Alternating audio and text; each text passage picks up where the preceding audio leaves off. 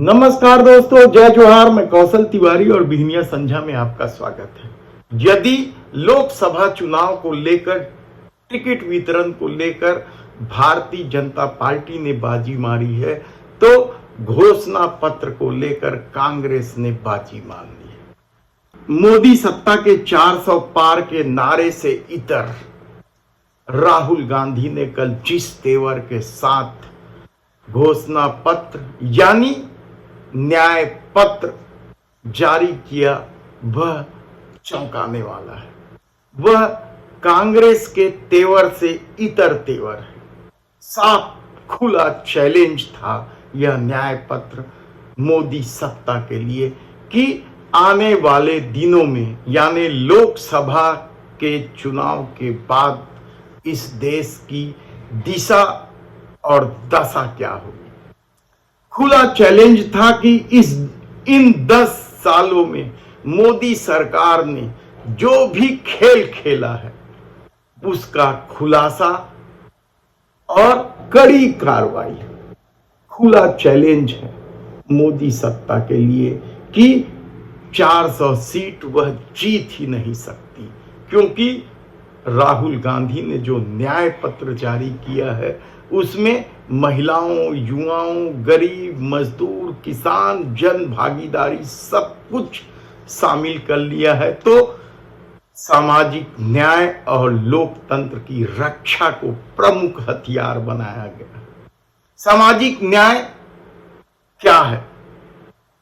हर वर्ग को समान अधिकार, हर वर्ग को आगे बढ़ने का मौका, और शायद यही वजह है कि सामाजिक न्याय और लोकतंत्र को बचाने के इस न्याय पत्र में कानून में बदलाव की भी बात कही गई है।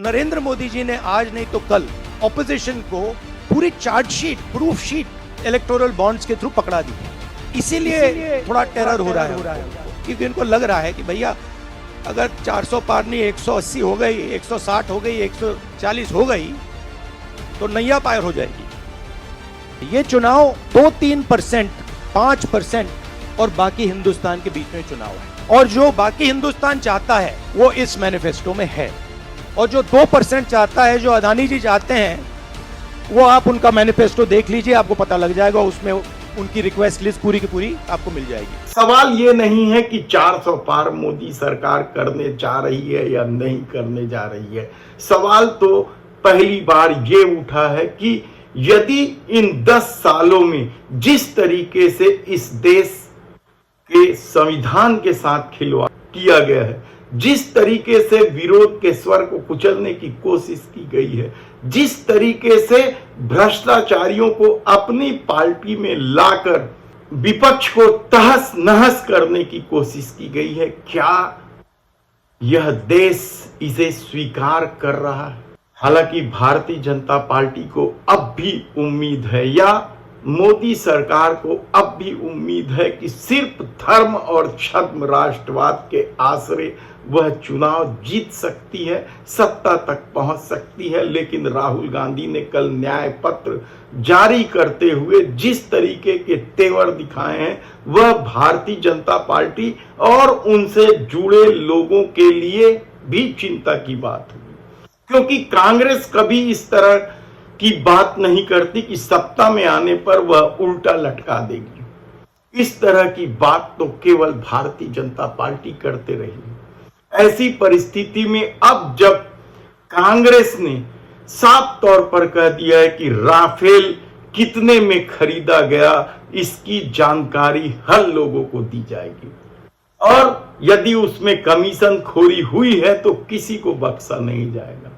पेगासस जासूसी के जरिए किस तरीके से लोगों के बेडरूम में झांकने की कोशिश की गई है, वह भी लोगों को पता चलना चाहिए। तो नोटबंदी क्यों की गई, इसकी हकीकत क्या है, यह भी तो लोगों की जानकारी में होना चाहिए। इसके अलावा चुनावी बांड, किस तरीके से आरोप लगे हैं इस दौर में मोदी सत्ता पर। ईडी, सीबीआई को भेजकर वसूली के आरोप तो लगे ही हैं। पैसा दो धंधा लो के भी आरोप हैं। और इसके अलावा सबसे विभत्स और भयावह आरोप तो ये है कि जो नकली दवा बना रहे थे या घटिया दवा बना रहे थे जिससे लोगों की जान जा सकती थी, ऐसी दवा कंपनियों से पैसा लेकर जांच रोक दी गई। और दिल्ली शराब कांड में ऐसे लोगों को गवाह भी बनाया गया।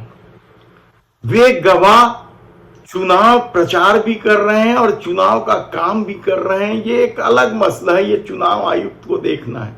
लेकिन इस दौर में जिस तरीके का खेल खेला गया है, जिस तरीके से सत्ता ने मनमानी की है और स्वयं को ईमानदार साबित करने के लिए किस तरीके से ढोल पीटा गया है, वह भी तो इस देश ने देखा है। तब राहुल गांधी यदि जांच करने, कमेटी बैठाने और संविधान की रक्षा के लिए कानून बनाने की बात कर रहे हैं, तो इस दौर में लोगों ने देखा है कि किस तरीके से सुप्रीम कोर्ट के आदेश की अवहेलना की गई कहा जाए, या फिर बहुमत के दम पर सुप्रीम कोर्ट के आदेश को भी पलटा गया।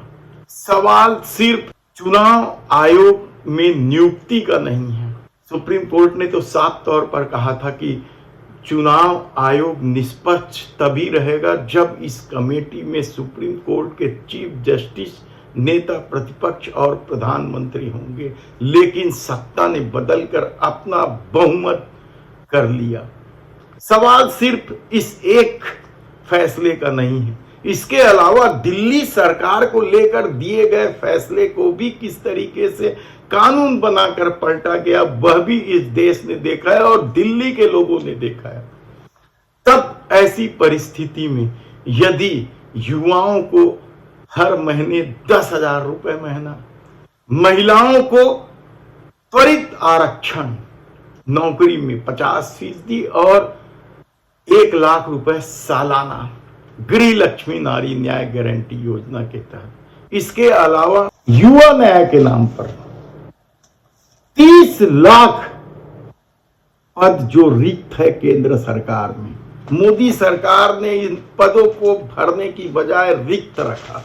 बेरोजगारी चरम पर पहुंचते रही लेकिन पद रिक्त रहे। उन पदों को भरने की बात इस न्याय पत्र में किया गया है। पेपर लीक, कितने ही युवा परेशान होते हैं, क्या कुछ बवाल नहीं मचा, युवाओं की पिटाई तक हुई। इसे लेकर भी न्याय पत्र में बात कही गई और ये भी कहा गया है कि नौकरी के लिए आवेदन के अब पैसे नहीं लगेंगे। ये युवाओं के लिए बहुत बड़ी राहत है। नारी न्याय में तो हमने आपको बताया कि किस तरीके से गृह लक्ष्मी नारी न्याय योजना के तहत प्रत्येक महिलाओं को 1 लाख रुपए साल में तो दी ही जाएगी, साथ ही 1/3 महिला को आरक्षण भी दिया जाएगा। 2025 से महिलाओं के लिए केंद्र की आधी नौकरियां आरक्षित होगी। रक्षा न्याय की भी बात की गई है, राज्य न्याय की भी बात कही है, संवैधानिक न्याय की भी बात की गई है। ईवीएम को लेकर उठते सवालों को भी न्याय पत्र में जगह दिया गया। उन्होंने साफ कहा है कि ईवीएम की पारदर्शिता बनाए रखने के लिए कानून में जरूरी संशोधन किए जाएंगे। मानहानि का जुर्म अपराध मुक्त होगा तो मीडिया की पूर्ण स्वतंत्रता को लेकर भी न्याय पत्र में बात रखी गई है। इस दौर में मीडिया की क्या भूमिका रही है और वह किस तरीके से गोदी मीडिया में तब्दील हुई है, यह भी लोगों ने देखा है। किस तरीके से विपक्ष की आवाज को जगह नहीं दी गई और किस तरीके से केवल सत्ता के गुणगान किए गए। उसे लेकर भी प्रेस की स्वतंत्रता को लेकर न्याय पत्र में बात राहुल गांधी ने रखी।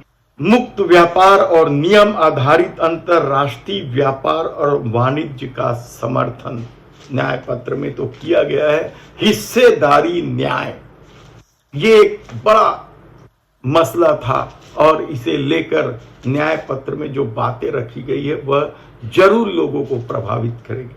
अनुसूचित जाति, अनुसूचित जनजाति, अन्य पिछड़ा वर्ग एवं गरीब सामान्य वर्ग के आरक्षण पर 50% की सीमा हटाने की बात है इस हिस्सेदारी न्याय में। लेकिन फिर वही बात की 400 सीट की ठसक क्या इस न्याय पत्र को दबा देगी, या फिर यह न्याय पत्र जारी करने के दौरान राहुल गांधी ने जो दावा किया है कि भारतीय जनता पार्टी 180, 160, 140 में ही सिमट कर रह जाएगी, देखना होगा। लेकिन एक बात तो तय है कि कांग्रेस ने तेवर बदले है, और इस तेवर बदलने की वजह मोदी सत्ता ही है, कहा जाए तो गलत नहीं होगा। क्योंकि इस दौर में जिस तरीके का खेल मोदी सत्ता ने किया है विपक्ष को दबाने के लिए, विपक्ष को कुचलने के लिए और चुनाव जीतने के लिए, उसे देखते हुए ही शायद कांग्रेस ने इस नए तेवर के साथ अपना न्याय पत्र जारी किया है। और यह न्याय पत्र कितना प्रभावशाली होगा, यह देखने की बात होगी।